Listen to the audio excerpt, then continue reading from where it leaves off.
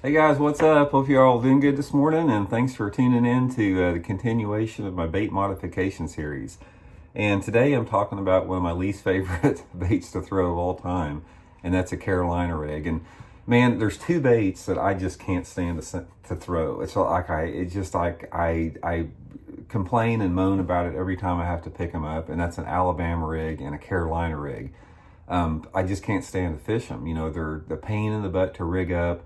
You know, a lot of times you're fishing water that I don't like to fish, the type of water, and I just don't like them at all. And the Carolina rig is sort of something like the Alabama rig because back when it came out, when it got famous, like in the early 1990s, it was a type of bait like the Alabama rig where you had guys starting to fish this thing, and you had guys that never caught fish before in tournaments started doing good in tournaments because like the Alabama rig, they were capitalizing on a different population of fish that have never seen a technique like this. So it became super popular. I mean, it still is. And I fish it. I mean, I've had some really good tournaments on an Alabama rig, and the second biggest bass I've ever caught in a bass tournament came on a Carolina rig. But every time I never rig one up in practice. It's like the only time I ever tie a Carolina rig on is basically out of desperation if I'm trying to maximize an area. But I still fish it a lot, and I complain about it every time I have to put it on. But today I'm going to show you a really neat modification that's going to definitely help you land more bites on this thing that you get based upon a tournament I had at Sam Rayburn Lake. I was fishing a Bassmaster tournament at Sam Rayburn back in the early 90s. And this was back when the Alabama rig, it was their heyday. It was like everybody was winning tournaments on it. Everybody was catching a bunch of fish on it.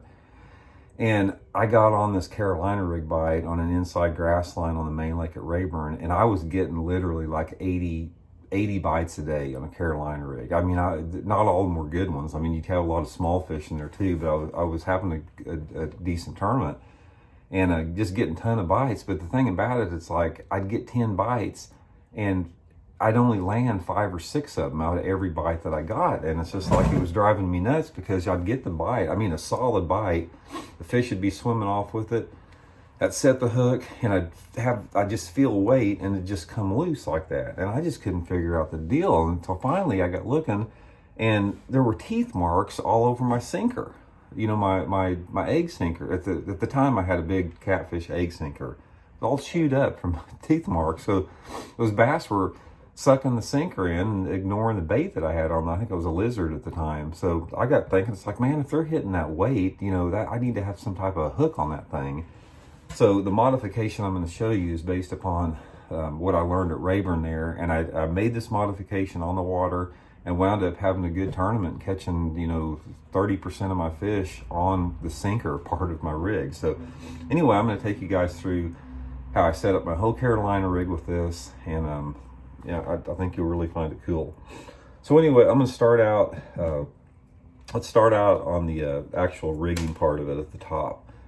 I've already got my barrel swivel tied up. You always want to use a fairly large barrel swivel. Most of the time in Carolina rig fishing, I'm using 17 to 20 pound test on the main line and anywhere between 12 to 15 pound test on the leader line. Really depends on, you know, the type of cover and depth I'm fishing, but that's most of the time. The first thing I do is take a yellow bead, and these you can get them at like any craft shop, they have them. I'll put the first yellow bead on. God, these things are hard to see. Like that. Next thing I do is I take a brass spacer, and you can get these, I think you could get them at Tackle Warehouse or whatever. If you do, use the Fish the Moment Tackle Warehouse link, much appreciated. Put that one on there, like that. And then I put another yellow bead ahead of that. And what the purpose of using 2 of them on there is it basically makes a little bit more noise, like that. And then I got one more spacer. So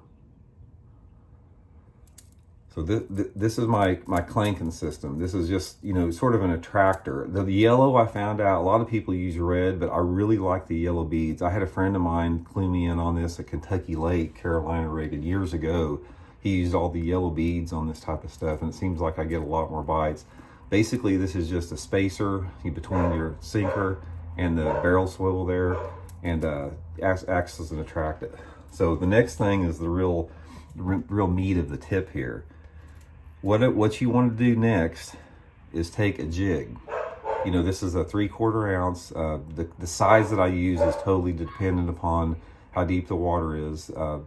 I like to use lighter if I can. If I can get away with it, I like to use a 3/8 or half. But if the wind's blowing or you're fishing a little bit deeper water, you know, you have to go to the 3/4 ounce there. So I take that jig and just thread it on the hook through the eye, like that. And that is my weight on my Carolina rig right there. And what happens is, like I said, you know, this thing is bouncing along the bottom here. Hold on one second. I got Sage barking in the background. I got to tell her to stop just one second. Okay, I'm back, guys. Man, if you guys watch my video, you know how often I'm interrupted by either Sage barking, the dog, or Elijah, you know, wanting something. It's just, they don't do it any other time except when I'm filming a video. But Elijah's in there watching a cartoon, and anytime there's a dog or an animal that comes up on a cartoon, Sage starts barking at that thing on the TV. So that's what I had to take care of. So anyway, let's get back to this thing here. Here's my setup. 3/4 ounce jig, got my beads, got my spacers there. That's my setup. And what happens is this jig, it's basically your sinker. So the jig is coming along the bottom. If they happen to be attracted to the sinker when they bite that jig, this is what you get them on. And the jig setup, I usually don't use a trailer on it for some reason. I've just found out that I'm not expecting the fish to hit the jig all the time. I'm expecting them to hit the bait on the end of my Carolina rig. But so I want it fairly small profile. And I found out that by going, you know, basically not putting a trailer on there, you don't get as many bites on the jig part of it. You get more on this. And you know, it just seemed, and the catch ratio just goes way up. So now on the bait part of it, I want to finish it up here a little bit. On my Carolina rig, another tip I want to give you guys is use a light wire hook, and use a hook a little bit smaller. A lot of people go too big on their Carolina rig setup, but the purpose of using a smaller light wire hook is that bait looks a little bit more natural, floating along the bottom with no sinker on it, weightless. So some of the Carolina rig masters, like I remember when Jim Nolan won that tournament I'm talking about at Rayburn with like 90 some pounds, he was saying about how the 2/0 wire hook was really critical to his success. And I started doing that, and he was right. My favorite bait for Carolina rig, I like a lizard sometimes, most people do, but my favorite bait is this Zoom Magnum finesse worm. This is a finesse type worm. It's fat, you know, it's fairly bulky profile. And even though it's called a finesse worm, it still has a pretty beefy profile on it. And you catch a lot of big ones on it. But that setup right there with that. So anyway, that's my setup there. Modified Carolina rig. Just go with the jig, guys. If you guys are getting sinker bites, if you're missing bites on your Carolina rig, definitely try that jig setup. If you're not, if the fish are eating the Carolina rig good and you're not missing any like that, I highly recommend going to a brass Carolina rig on there, like a 1/2 ounce, it's a 3/4 ounce. It's just a little bit easier to cast. It goes through rocks a little bit better. But like I said, if I get any bites at all on that sinker, I immediately go to a jig on there. And another thing I found out about this technique is that the bass seem to bite that they bite the sinker more in the pre-spawn when that water temperature's in the low to mid 50s. For whatever reason, they're attracted to that sinker a lot of times. So it's something, when I'm fishing a Carolina rig deep, like off ledges and points in the summer, that type of stuff, it doesn't seem like they mess with it more, because it might be because in that time of year I'm fishing bigger baits like Carolina rigging 10 and 12 inch worms. So the bait may offset a little bit. So anyway, give it a try. You know, put that jig on as your weight, experiment with jig colors. Use the yellow beads and the spacers with it, and just see what happens as pre-spawn. It's just a great way to catch them right now this time of the year. So anyway, I hope you guys are doing good, and we'll talk to you soon. See you.